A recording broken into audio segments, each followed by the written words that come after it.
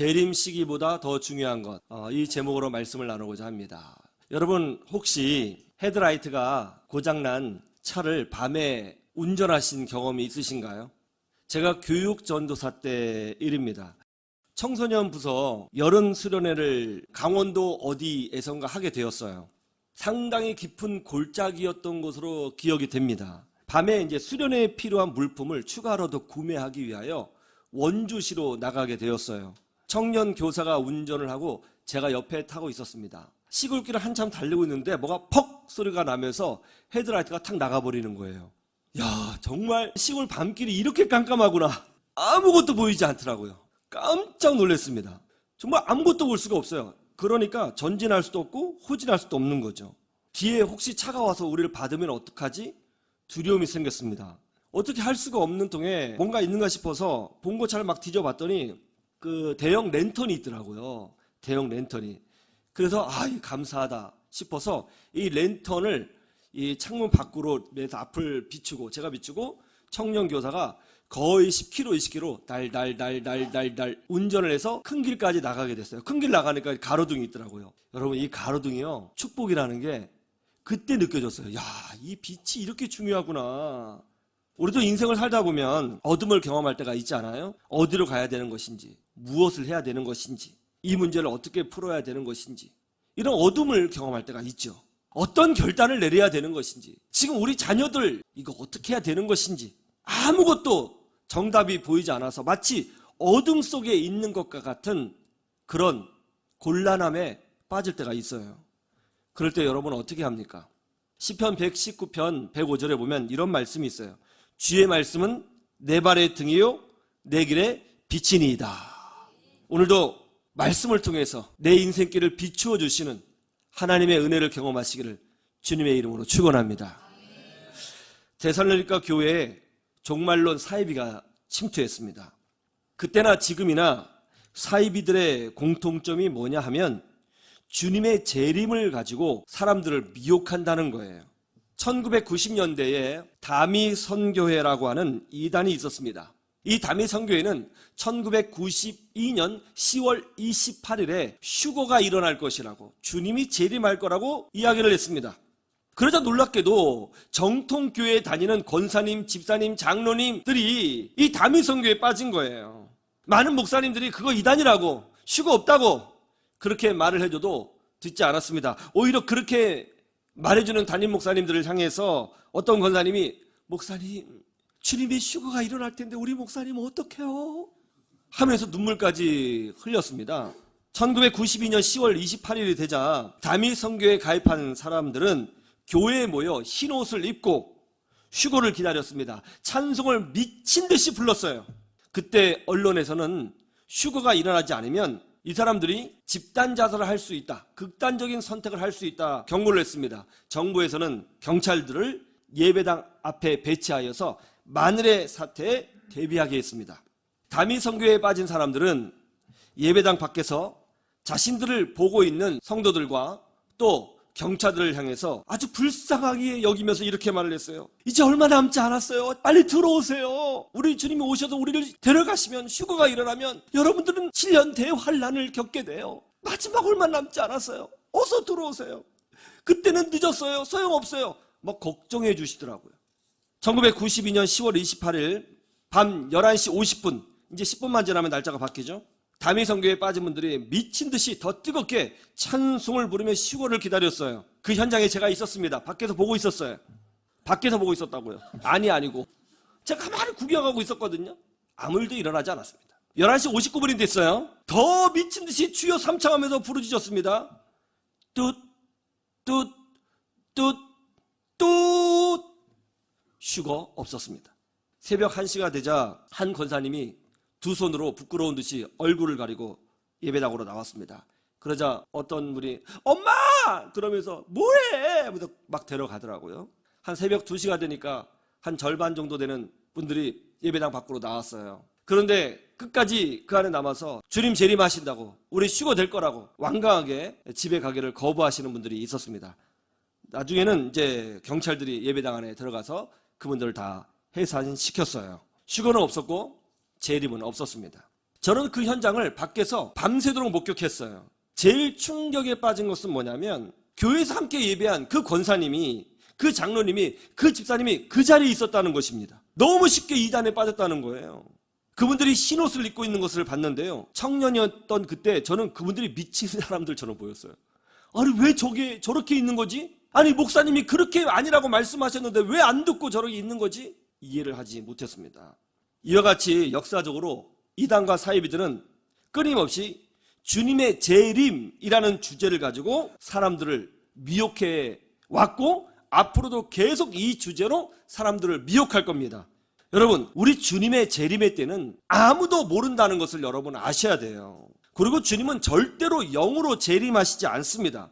여러분, 예수님이 부활하셨어요? 안 부활하셨어요? 육체를 가지고 계세요? 안 가지고 계세요? 그럼 그 육체를 어디다 두고 영으로만 재림하신다는 거예요, 도대체? 우리 주님이 재림하실 때는 부활하신 그 몸을 그대로 가지시고 영광 중에 모든 사람들이 다 볼 수 있도록 이 지구가 충격에 빠지는 모습으로 화려하게 권능으로 재림하시는 거예요. 그런데 중요한 것은 뭐예요? 그 날과 그 시는 아무도 모른다는 것입니다. 많은 사람들이 주님의 재림 시기를 알고 싶어해요. 이렇게 말씀하시는 분이 있어요. 목사님, 러시아 우크라이나 전쟁, 그게 세계 전쟁이 된다면서요? 그러면 난리와 난리의 소문이 난다고 그랬는데, 그러면 그것이 주님의 재림 때라고 그랬는데 정말 마지막 때인 것 같아요. 그렇게 말씀하시면서 주님의 재림의 때를 알고 싶어 하시는 분 있으시더라고요. 언제 주님이 재림하시는가 알고 싶으세요? 저도 궁금해요. 그러나 아무도 몰라요. 그럼 오늘 말씀에 보면 주님의 재림 시기보다 훨씬 더 중요한 것이 있다고 말씀하고 있어요. 그것이 뭘까요? 첫 번째로는 구원의 확신이라는 것입니다. 우리 4절 말씀 보세요. 형제들아, 너희는 어둠에 있지 아니하며 그날이 도둑같이 너희에게 임하지 못하리니. 아멘. 주님의 재림은 도둑이 한밤중에 침입하는 것 같이 예고 없이 아무도 모르게 느닷없이 일어나게 된다는 거예요. 그런데 주님이 재림하시는 목적이 뭐예요? 심판하기 위해서 오시는 거예요. 그런데 우리가 구원을 받았어요. 죄 용서를 받았어요. 이미 하나님의 자녀예요. 그러면 주님의 심판을 두려워할 이유가 하나도 없지요. 굳이 주님의 재림에 관심을 가질 이유가 하나도 없는 거예요. 우리는 낮에 속한 자예요. 어둠에 있지 않아요. 우리는 빛의 자손이에요. 뭐가 두려워요? 이미 우리가 구원받았다라고 하는 확신이 있다면, 구원의 확신이 있다면 주님이 오늘 재림하시든지 10년 후에 재림하시든지 그것이 우리에게 무슨 큰 영향을 주겠어요? 구원의 확신이 없는 사람, 예수 그리스도의 십자가의 보혈의 공로를 모르는 사람, 그것을 거부하는 사람, 하나님을 거부하는 사람, 주를 대적하는 사람, 죄 가운데 있는 사람, 이런 사람이나 주님의 재림이 무섭고 주님의 재림에 대하여 긴장감을 가지고 사는 것이지, 이미 그리스도의 보혈로 죄 용서함을 받고 하나님의 자녀가 된 우리가 주님의 재림에 대해서 굳이 두려워할 필요가 있겠습니까? 중요한 건 뭐라는 거예요? 주님이 언제 재림하시냐, 이게 중요한 것이 아니라, 난 지금 당장 죽어도 천국 갈 수 있어. 나는 하나님의 자녀야. 난 죄사함 받았어. 이런 구원의 확신이 훨씬 더 중요하다는 거예요. 한 이단 아줌마가 나이 85세 된 할머니를 포교하라고 했습니다. 할머니, 교회 다니세요? 교회 다니지. 그러면 직분이 뭐예요? 직분? 그냥 평신도예요, 평신도. 나 교회 다닌 지 얼마 안 됐거든.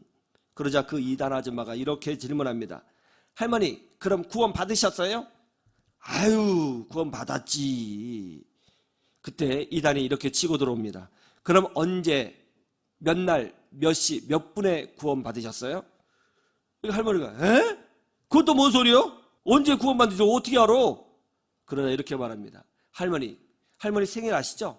사람은 육의 생일도 알고 있는데 영적으로 거듭난, 영적으로 새롭게 태어난 날을 어떻게 모를 수가 있어요?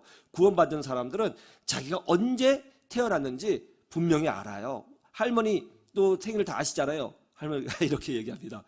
나 내 생일 사실 잘 몰라. 내 나이가 2살 위라는 했는지 밑으로 했는지 그걸 잘 모르겠어. 우리 호주에 틀렸다고 하는데. 그러자 이달의 눈빛이 흔들립니다. 그러면서 이래요. 그러나 분명히 태어난 날짜는 있을 거 아니에요. 믿겠지. 근데 그 날짜는 분명히 있을 거 아니에요. 있지. 그것처럼 영적으로 태어난 날도 분명히 있을 거예요. 할머니가 구원받았으면 분명히 태어난 날짜를 알 거예요. 할머니 구원 받으신 날짜를 알고 계세요? 그랬더니 할머니가 난 그런 거 다 모르겠고 우리 목사님이 그러는데 예수님 믿는 자들은 다 죄사함 받고 구원받는다고 그랬어. 하나님이 뭐 세상을 이처럼 사랑하사 독생자, 그 예수님 아니요?